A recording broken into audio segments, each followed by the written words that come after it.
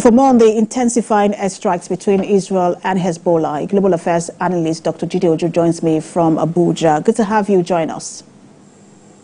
It's my pleasure. Good afternoon. Good afternoon. Now, for almost a year, after almost a year of war against the Palestinian militant group Hamas in Gaza, on its southern border, we see that Israel is now shifting focus to the northern frontier, where Hezbollah has been firing rockets into Israel as well.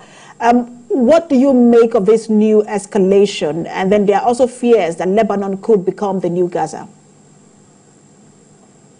Well, yes, there's a possibility of Lebanon becoming the new Gaza, because that's why the world leaders are rallying support that there should not be full-scale war against Lebanon. Lebanon has never really known peace for decades now. And all of this is tied to events in in Palestine, particularly in the Gaza, the war in Gaza. And you have Israel fighting the Hamas rebel in the south. Now Hezbollah is tormenting it in the northern frontier. And then you have the Houthi from Yemen also, shooting drones and missiles against, vessels passing through the Red Sea. So Israel really has its hands full. It's like being in the midst of enemies. But should I say this is a self-inflicted war? It depends on who you are asking, because definitely Israel has a right to self-existence. Israel wanted to live. And in as far as there is drag over who is the owner of the Palestine, whether Israel also has the right to existence, which is part of what Hamas is dedicated to. That Hamas has vowed that it will never recognize Israel and will always want the extinction of Israel. So Israel is actually fighting a survivor battle. So it's been buffeted across its country, both in the southern border with Hamas and in the north with Hezbollah.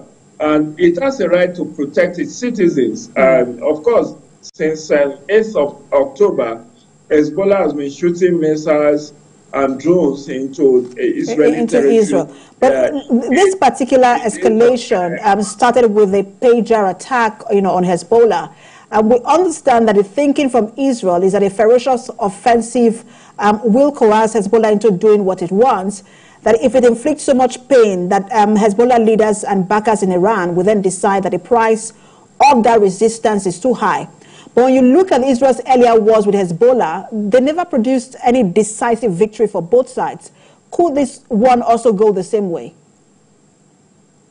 Most likely it will go the same way of the 2006 stalemate, because Israel, for instance, is really not having a concentrated war, and with the division, Benjamin Netanyahu is facing protests within his country, and outside the borders of Israel is having over almost a year fight now with Hamas. That was the initial thought of Israel in Hamas and against in Gaza, thinking that it's going to be a precise and swift operation that will not last more than 2-3 months. But it has been mistaken. In spite of all the ferocious attack against Hamas in Gaza, Hamas fighters have always crawled out of the tunnel to attack Israel's interest. And the same thing with Hezbollah. Hezbollah has actually been preparing for this period for a very long time, since 2006 when they had a statement with Israel. And Israel too will be underrating the Hezbollah group if it thinks it can move in and have a clinical and swift operation. Because the territory of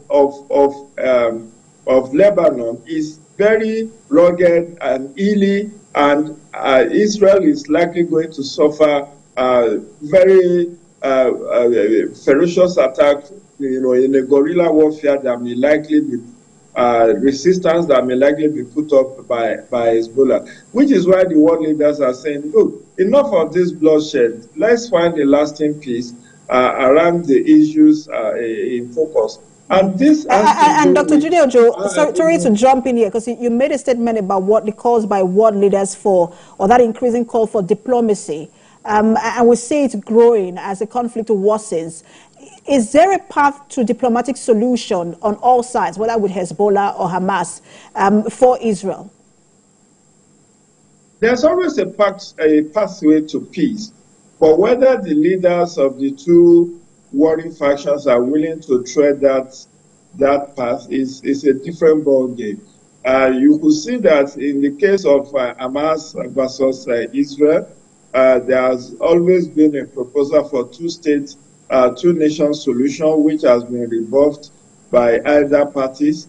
And now Hezbollah is fighting a proxy war in solidarity with Hamas, just like the Houthi rebels in Yemen are also fighting proxy war with the backing of Iran to make sure that they defeat Israel. And this is just, it's not just about, I think it's it's more of, it's not much of economic or political, it's more about ideas. And ideas don't die. You know, in as much as there is a feeling of unjust, a feeling of, you know, injustice by Israel against its neighbors, so much will there continuing to be conflict and wars. And yes, there is a pathway to resolution, diplomatic solution. But whether this actually will be accepted by both the leaders of Hezbollah, Nasrallah, and Benjamin Netanyahu remains to be seen. And the dicey situation about this whole conflict with Hezbollah and with Hamas is that it has a way of impacting on the next general election in U.S. because U.S. Jews, American Jews are a very influential group in the U.S. and they are looking and watching what Biden and Kamala Harris will do in the lead up to this November 5 election in U.S. Whether they are going to abandon Israel, and Biden has said it severally that it will never abandon Israel. And I am sure that Kamala Harris will also continue to protect the interest of Israel. And in as much as that bias is there, that America will not be neutral in this conflict, then they will continue to support whatever position, whatever path that Israel takes, because of the very influential and powerful American Jews that are in U.S. So it's a catch-22 situation. Absolutely. We are dealing with. But nevertheless, there is always it's better to judge than to war, because at the end of the day, human lives. There is now humanitarian crisis in Lebanon with the war in Hamas. That's a lot of crisis for the United Nations and its donor organizations with to deal with. That Yes. Israel has given to we do have to leave it there. Thank you so much for your time, as always, Global Affairs Analyst Dr. Jide Ojo.